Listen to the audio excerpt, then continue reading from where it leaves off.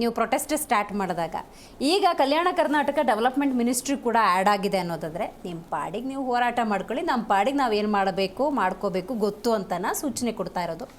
Madam, ಇವತ್ತು ಸರ್ಕಾರ ಬಂಡೆದ್ದೋಗಿದೆ. ಇವತ್ತು ರಾಜ್ಯದ ಜನರ ನೋವಿನ ಸಂಕಷ್ಟಕ್ಕೆ ಸ್ಪಂದಿಸದ ಸರ್ಕಾರ ಅಂದರೆ ಕಾಂಗ್ರೆಸ್ ಸರ್ಕಾರ. ಇವತ್ತು ಇದೇ ನಾಗೇಂದ್ರ ಮೇಲೆ 2014ರಲ್ಲಿ ಮಹಾ ಹೋರಾಟ ನಡೀತು, ರೆಡ್ಡಿ ಬ್ರದರ್ಸ್ ಅಂತೇಳಿ. ಬೆಂಗಳೂರಿಂದ ಬಳ್ಳಾರಿವರೆಗೂ ಪಾದಯಾತ್ರೆ ಮಾಡಿದಂಥ ಕಾಂಗ್ರೆಸ್ಸು ಇಡೀ ರಾಜ್ಯ ನೋಡಿ ಕೈ ಹಿಡಿತು. ಕಾಂಗ್ರೆಸ್ಗೊಂದು ಅವಕಾಶ ಕೊಡ್ತು 2013ರಲ್ಲಿ.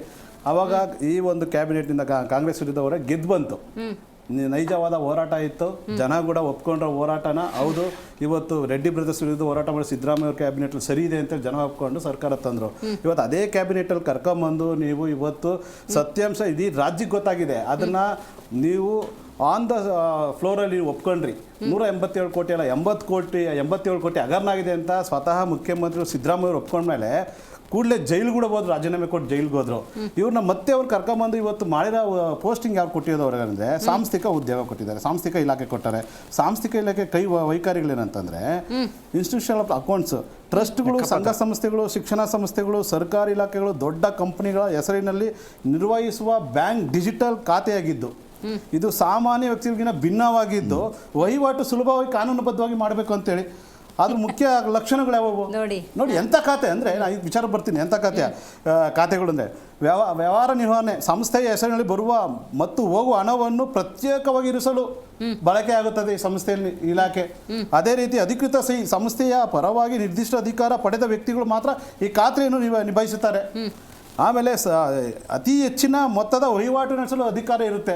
ಅಂದರೆ ಇವತ್ತು ರಾಜ್ಯದ ಮುಖ್ಯಮಂತ್ರಿಗೆ ಇಂಥ ಖಾತೆ ಇಂಥವ್ರಿಗೆ ಕೊಡಬೇಕಂತ ಒಂದು ಸೀಮಿತ ಇಟ್ಟು ಹೋರಾಟ ಮಾಡಿ ಇವತ್ತು ಇವ್ರನ್ನ ಉಳಿಸ್ಕೊಳ್ಳೋಂತ ಹೋಗ್ತಾ ಇದ್ದಾರೆ. ಯಾಕಂದರೆ ಅವ್ರಿಗೆ 187 ಕೋಟಿ ಅಲ್ಲ 87 ಕೋಟಿನ ಹೆಂಗೆ ಕದ್ಕೊಂಡೋದ್ರು ಅಂತ ಗೊತ್ತು, ಮತ್ತು 18 ಖಾತೆಗಳಿಗೆ ಹೆಂಗೆ ಹೋಯ್ತು ಅಂತ ಗೊತ್ತು, 18 ಖಾತೆಗಳಿಂದ 600 ಖಾತೆಗಳಿಗೆ ಹೆಂಗೆ ಡಿಸ್ಪೋಸ್ ಆಯಿತು ಅಂತ ಗೊತ್ತಾಯಿತು. ಇದೆಲ್ಲ ಗೊತ್ತಾಗಿರೋದು ನಾಗೇಂದ್ರ ಒಬ್ಬರಿಗೆ. ಅದಕ್ಕೆ ಈ ಖಾತೆನ ಮೀಸಲಾಗಿ ರಿಸರ್ವೇಷನ್ ಮಾಡಿ ಇವತ್ತು ರಿಸರ್ವ್ಗೆ ಕೊಟ್ಟು ಇದನ್ನು ನಿಭಾಯಿಸೋ ತಾಕತ್ತಿದೆ, ಆ ಶಕ್ತಿ ಇದೆ. ಆ ಖಾತೆ ಇವ್ರಿಗೆ ಕೊಡ್ಬೇಕಂತೇಳಿ ಇವತ್ತು ಇಂಥ ಒಂದು ದೊಡ್ಡ ಮಹತ್ವದ ಖಾತೆನ, ರಾಜ್ಯದ ಬೊಕ್ಕಸದ ಖಾತೆನ ಇಂಥವ್ರ ಕೈ ನಿರ್ವಹಿಸಕ್ಕೆ ಕೊಡ್ತಾ ಇದ್ದಾರೆ. ಇವತ್ತು ನಾವು ನೋಡ್ತಾ ಇದ್ವಿ ದೇಶದಲ್ಲಿ ಇವತ್ತು ನಮ್ಮ ರಾಜ್ಯದ ಮುಖ್ಯಮಂತ್ರಿ ಮೇಲೆ 13 ಕ್ರಿಮಿನಲ್ ಕೇಸ್ಗಳಿದೆ. ಇವತ್ತು ದೇಶದಲ್ಲಿ 3ನೇ ಕ್ರಿಮಿನಲ್ ಕೇಸ್ಗಳು ಇರುವಂಥ ಮುಖ್ಯಮಂತ್ರಿ ಅಂದರೆ ರಾಜ್ಯದ ಮುಖ್ಯಮಂತ್ರಿ ಡಿ ಕೆ ಶಿವಕುಮಾರ್ ಅಂತ ಹೇಳ್ತಾ ಇದ್ದಾರೆ. ಇವತ್ತು ಅಂಥ ದೊಡ್ಡ ಅಪರಾಧಗಳು ಮಾಡುವಂಥ ತಿಹಾರ್ ಜೈಲಿಗೆ ಬಂದಂಥ ಮುಖ್ಯಮಂತ್ರಿ ನಮ್ಮ ದೇಶದಲ್ಲಿ ಮುಖ್ಯಮಂತ್ರಿ ಆಗಿದ್ದಾರೆ. ಅಂದರೆ ಇಂಥ ನಾಗೇಂದ್ರ ಜೈಲಿಗೆ ಹೋಗಿ ಬೇಲ್ ಬಂದವ್ರಿಗೆ ಇಂಥ ಖಾತೆ ಕೂಡ ಸಹಜ ಕ್ರಿಯಾಗಿದೆ.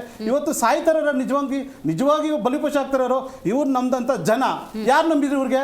ಇವತ್ತು ಇವ್ರು ನಂಬಿಕೆ ಇವತ್ತು ನಂಬಿ ಇವ್ರ ಸರ್ಕಾರ ತಂದ್ರೆ ಸಮಗ್ರ ಕರ್ನಾಟಕ ಅಭಿವೃದ್ಧಿ ಆಗ್ಬೋದೇನೋ, ಒಳ್ಳೊಳ್ಳೆ ಕಾರ್ಯಕ್ರಮ ತರ್ಬೋದೇನೋ. ಎಲ್ಲೋ ಒಂದ್ ಕಡೆ ಅವರು ದೇವರಾಜ ಅರಸು ಅವ್ರ ತರ ನೆನ್ಸ್ಕೊಂಡ್ಬಿಟ್ಟಿದ್ರು ರಾಜ್ಯದ ಜನ.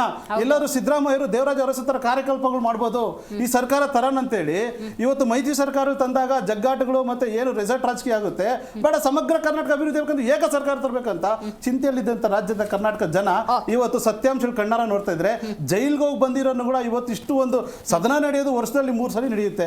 ಒಂದು ಬಜೆಟ್ ಸದನ ನಡೆಯುತ್ತೆ, ಒಂದು ಚಳಿಗಾಲದಲ್ಲಿ ನಡೆಯುತ್ತೆ, ಒಂದು ಮಳೆಗಾಲದಲ್ಲಿ ನಡೆಯುತ್ತೆ.